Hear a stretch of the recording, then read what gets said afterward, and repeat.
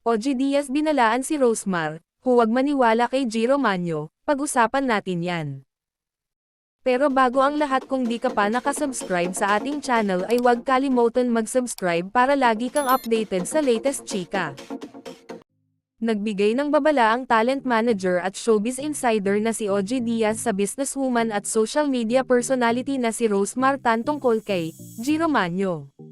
Matatanda ang isang G. Romano ang nag-send ng message sa negosyante at nanghihingi ng trabaho.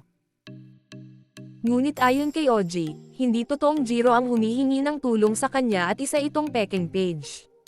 Kahit siya raw mismo ay pinadalhan ng mensahe at hiningan ng tulong ng taong nagpapanggap bilang si Giro. Personal nga raw na tinanong ni OG ang tunay na Giro tungkol sa paghingi ng trabaho kay Rosemar, ngunit deny niya ito.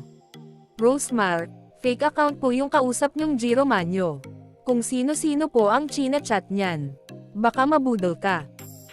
Kausap ko yung totoo, and through us, pakisabi na hindi raw siya yon. Okay ang tumulong, pero wag sa nagpapanggap na nangangailangan, say ni OG. Chika pa niya, dahil manito lang ang mensahe ni Giro dahil feeling niya ay hindi ito ang totoong award-winning child actor. Kung saan nandun ang iyong resort, yun ang bigyan mo po ng trabaho para tulong na din sa kanila. By the way, wag ka nang umasa ng public apology sa fake Giro. Baka fake din ang paghingi ng sorry, hirit pa ni OG. Matatanda ang kamakailan lang ay naging usap-usapan si Rosemar at ang kanyang team malakas dahil sa ginawa nito umanong charity event sa Coron, Palawan na nauwi sa alitan nila matapos sugurin ang isang staff ng mayor.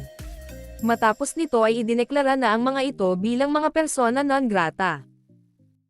Anong masasabi nyo sa ating chismis ngayon? Mag-comment na at subscribe para updated ka sa latest chika na gaya nito. Maraming salamat po.